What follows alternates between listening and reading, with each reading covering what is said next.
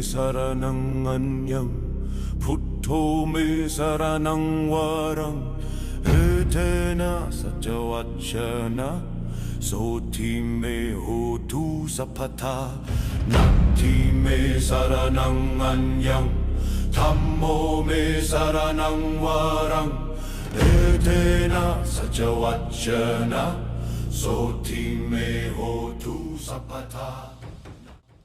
Just what this world needs the most. Is there anything more inspiring than Walk for Peace? Is it special to find a group of people walking in a line?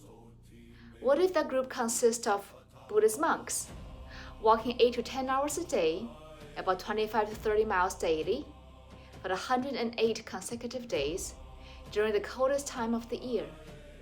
What if I told you that rain or shine or snow, they sleep outdoors overnight, unless shelters are offered, and eat only one meal a day?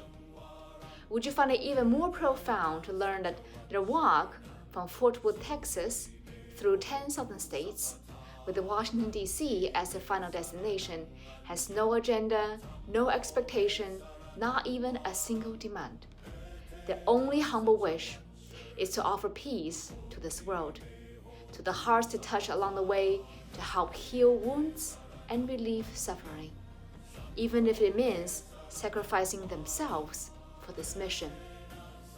I'm deeply grateful for the opportunity to follow the venerable Walk for Peace monks almost from the very beginning of their journey, when they had just over 1,000 followers on social media. Since the start of the walk, I have found myself repeatedly moved to tears by a photo, a video, a written reflection, or even a comment shared by another follower on the social media page. Peace is a universal language spoken beyond religions, politics, races, and borders. Today is going to be my peaceful day has become a core guiding message for its audience, including myself.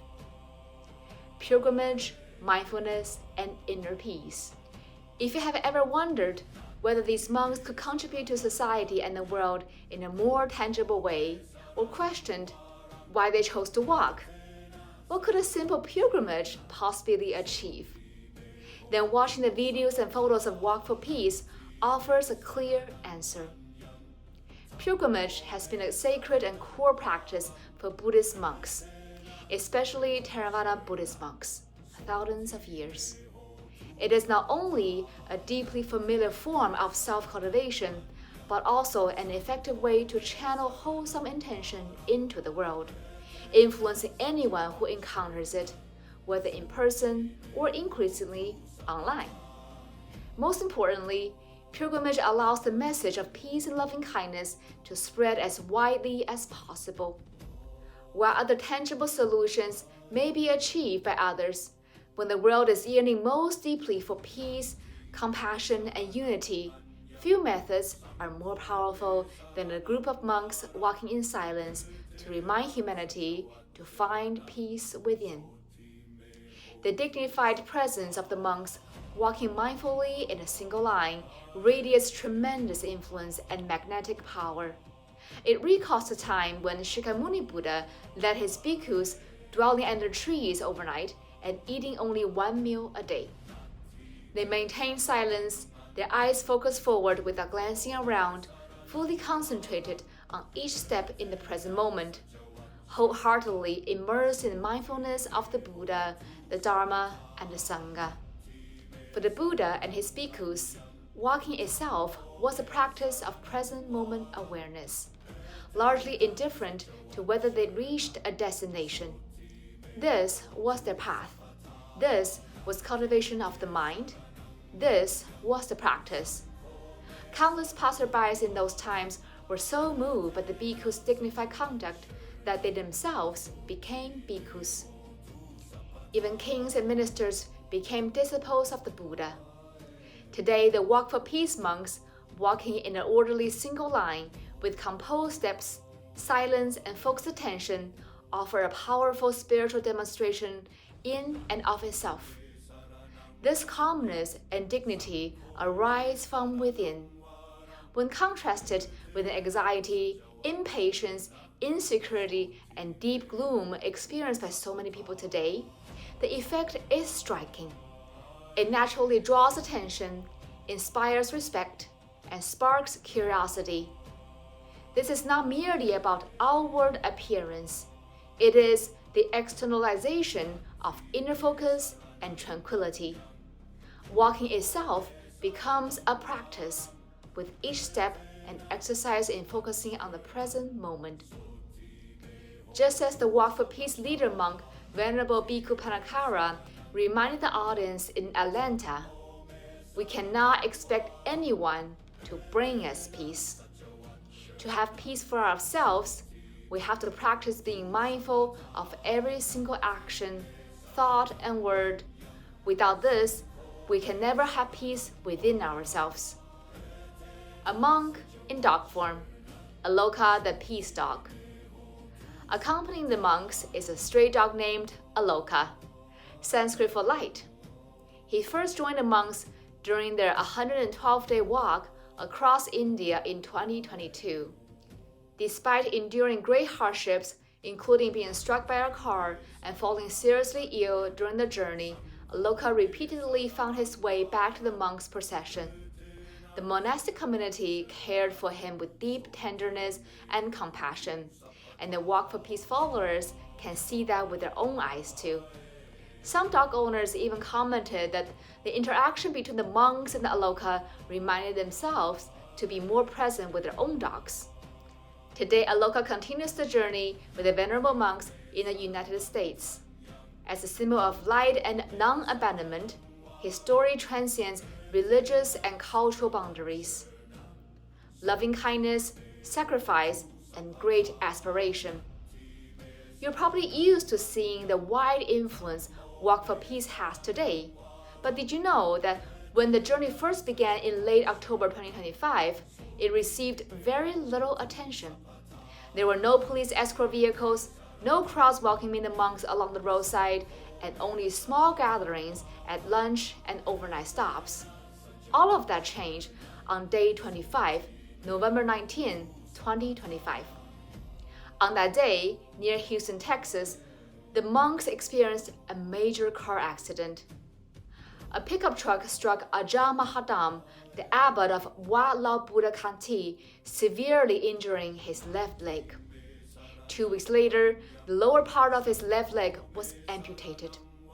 In a later interview, Ajahn Mahadam shared that he felt he had already died at the moment of impact. Yet he fully understood the dangers of walking long distance along highways and had already prepared himself to make such a sacrifice before joining the walk. He accepted the injury willingly, offering his leg to the mission with great aspiration for greater awareness of the Walk for Peace.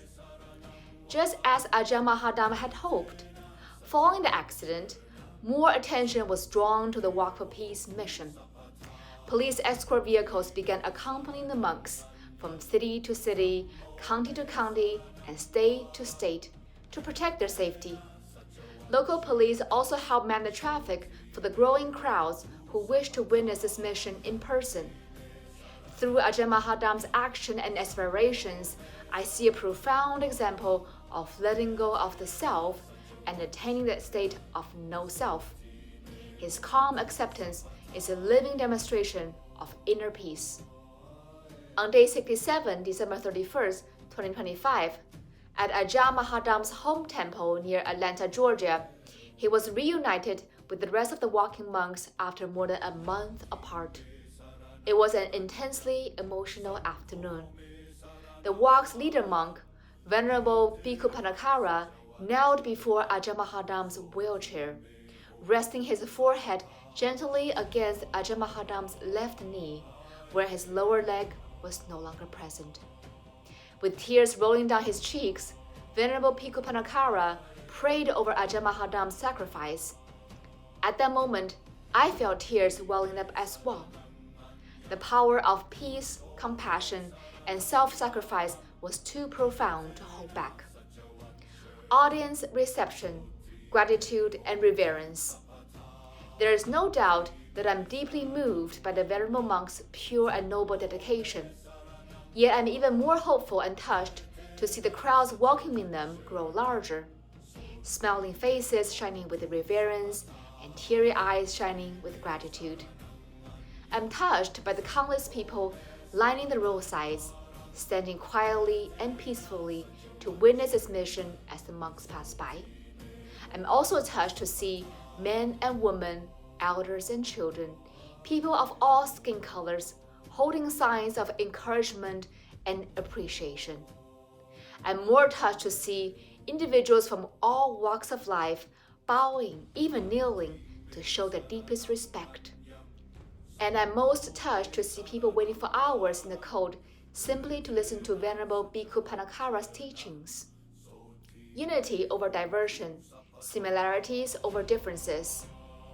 On the early morning of day 50, December 14, 2025, the monks chanted and prayed over the land where they had stayed overnight at the Mississippi Veterans Memorial Cemetery in Newton, Mississippi.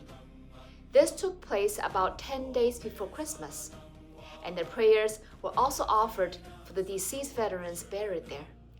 In the video, rows of white headstones adorned with the green and red Christmas wreaths stand in the foreground, while Buddhist monks in saffron and maroon robes walk quietly in the background. What a powerful and deeply respectful interfaith moment we're witnessing. The venerable monks demonstrate not only peace, but also reverence and unity through their simple, ordinary actions. After all, regardless of religion, belief, nationality, or ethnicity, we're all human, sharing far more similarities than differences. We all bleed red and shed tears of salt. This is the message that WalkForPeace seeks to remind us of. May you be the one who radiates peace to your family, your community, and ultimately the world. May you all be well, happy, and peaceful. Soti me ho tu sapata.